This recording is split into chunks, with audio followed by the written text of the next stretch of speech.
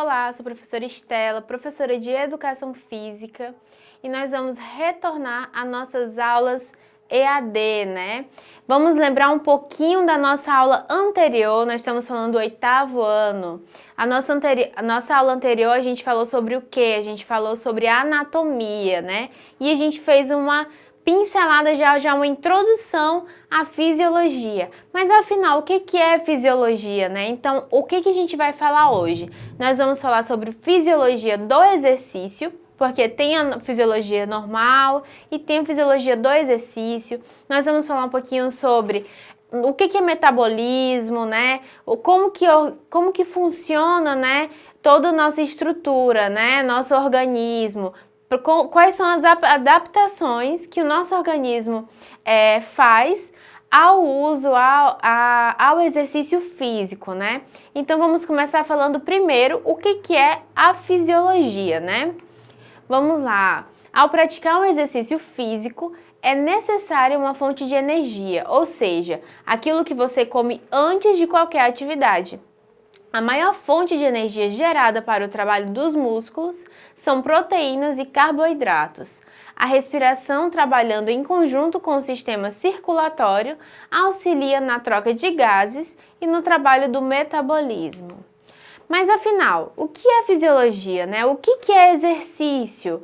A fisiologia é a área do conhecimento caracterizada por estudar funções mecânicas, físicas e bioquímicas dos seres vivos, ou seja, a adaptação dos efeitos agudos ou crônicos dos exercícios físicos sobre as estruturas do sistema do corpo humano. E o que é o exercício físico, né? O exercício físico é qualquer atividade que mantém ou aumenta a aptidão física em geral e tem o objetivo de alcançar a saúde e também a recreação. Então, como vocês puderam ver, né, o que é fisiologia, o que é exercício, e a gente pode ver que dentro da fisiologia, o nosso organismo, ele sofre duas adaptações, né, na resposta do exercício físico, são as adaptações crônicas e as adaptações agudas, né? E a gente vai ver o que é isso, né? Quais são essas adaptações, né? Como que elas são feitas? Vamos lá, adaptação, né? O que é adaptação, primeiramente? É a capacidade funcional que permite a interação entre os fatores genéticos e do meio ambiente, resultando em fenômenos previsíveis, né? Segundo critérios pré-estabelecidos para a intensidade, frequência e duração ou supercompensação. Então, como vocês podem ver essas duas imagens que eu coloquei de um camaleão, né? Que ele está se adaptando ao meio.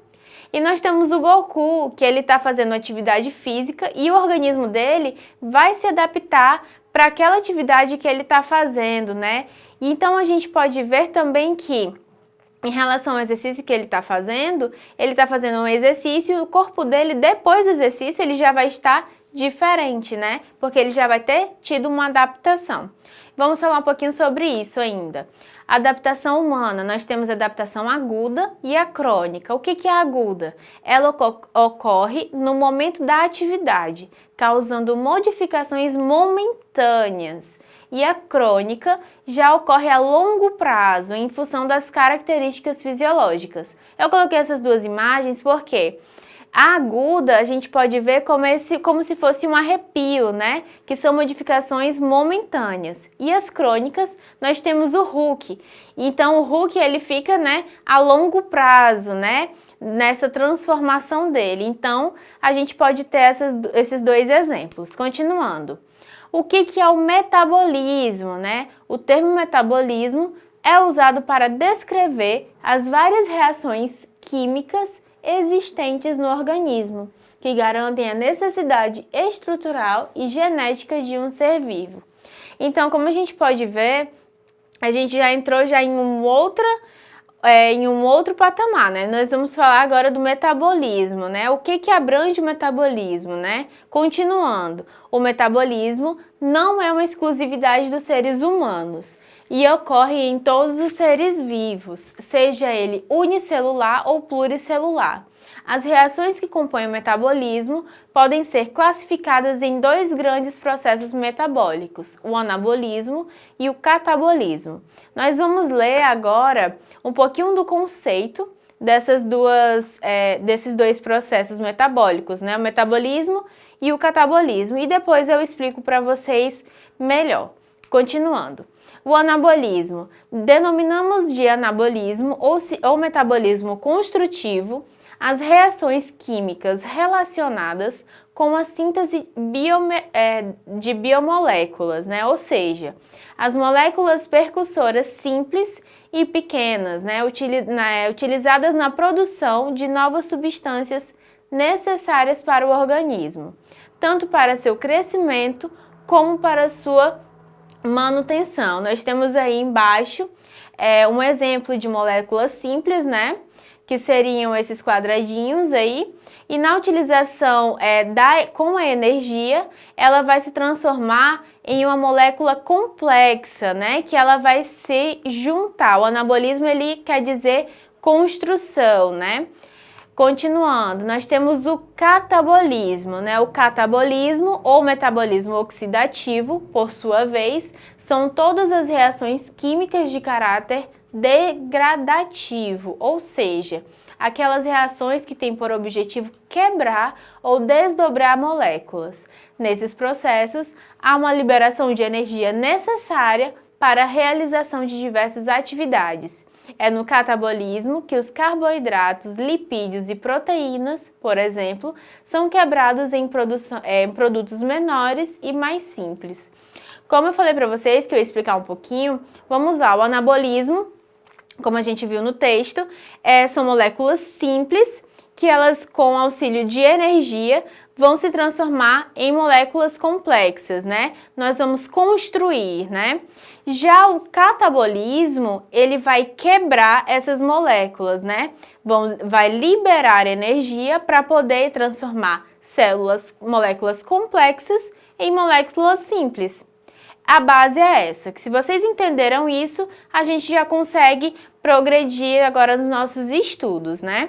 O catabolismo, ele também pode ser classificado em metabolismo catabólico aeróbico e anaeróbico. O metabolismo catabólico aeróbico é aquele que as reações ocorrem na presença de oxigênio, que funciona como aceitador final de elétrons na cadeia respiratória. Combina-se o hidrogênio e a forma da água, né?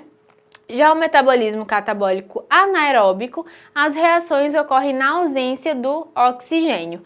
Então, quando eu falei para vocês sobre energia, né, com a ausência ou presença dela, o catabolismo, o aeróbico e o anaeróbico, ele basicamente diz o quê? O anaeróbico, ele tem a ausência de oxigênio. E o aeróbico, ele tem a presença do oxigênio. Mas a gente está falando isso aqui para vocês, coisas bem pontuais, né? E a gente precisa dessas pontualidades para que vocês entendam como que funciona realmente o metabolismo de cada um, que vocês possam entender depois quando a gente colocar já em outras funções orgânicas do nosso sistema. Vamos continuar, né? Nós temos essas duas imagens, que elas tem agora as moléculas certinho, vai dizer o catabolismo, nós temos a degradação, o anabolismo, a síntese, né? Do catabolismo, nós temos a degradação de moléculas complexas, que elas vão se transformar em moléculas simples na liberação de energia, né? Já o anabolismo, né, que é a síntese, ela vai pegar moléculas simples, vai absorver energia e transformar em moléculas complexas, né? Para vocês entenderem mais sobre essas adaptações do nosso organismo, vocês vão ver um vídeo agora sobre adaptações que ocorrem no nosso cérebro, né? Dos exercícios físicos no nosso cérebro. Vamos ver esse videozinho agora. Vamos lá.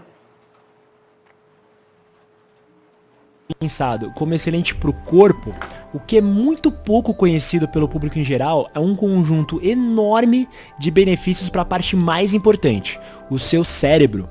Foi comprovado cientificamente que o exercício físico regular deixa o seu cérebro muito mais inteligente racionalmente e equilibrado emocionalmente.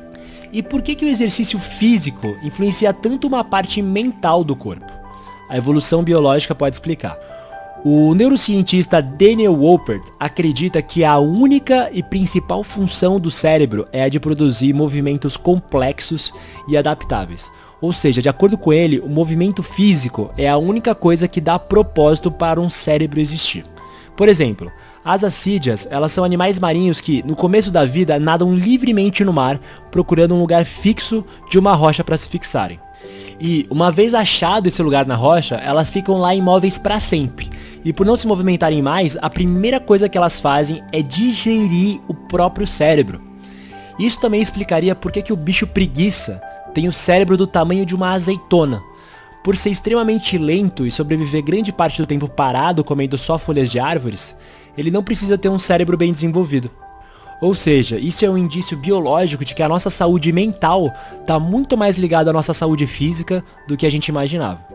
Você já assistiu ao filme Sem Limites? Aquele que o ator Bradley Cooper toma uma pílula que deixa o cérebro dele absurdamente mais inteligente e ágil? O Dr. Mark Tarnopolsky, não sei nem se é assim que fala, ele estudou a fundo os benefícios do exercício no corpo e ele disse: se existisse uma droga que beneficiasse a saúde humana, como o exercício faz, seria provavelmente a mais valiosa já desenvolvida. Considerando que 5,8% da população brasileira tem depressão e 9,3% tem ansiedade, de acordo com a Organização Mundial da Saúde, enquanto 50% da população não se exercita o suficiente, o exercício pode ser sim uma droga natural, excepcional, para melhorar sua saúde mental e a qualidade de vida, em 3 grandes dimensões. Primeira dimensão, ela aumenta a agilidade do seu aprendizado. Um estudo mostrou que estudantes que fizeram exercício físico intenso e logo depois tentaram aprender um vocabulário novo, aprenderam 20% mais rápido do que alunos normais que não se exercitaram. Isso porque os exercícios aumentam a produção de uma proteína que se chama BDNF, em português como fator neurotrófico derivado do cérebro.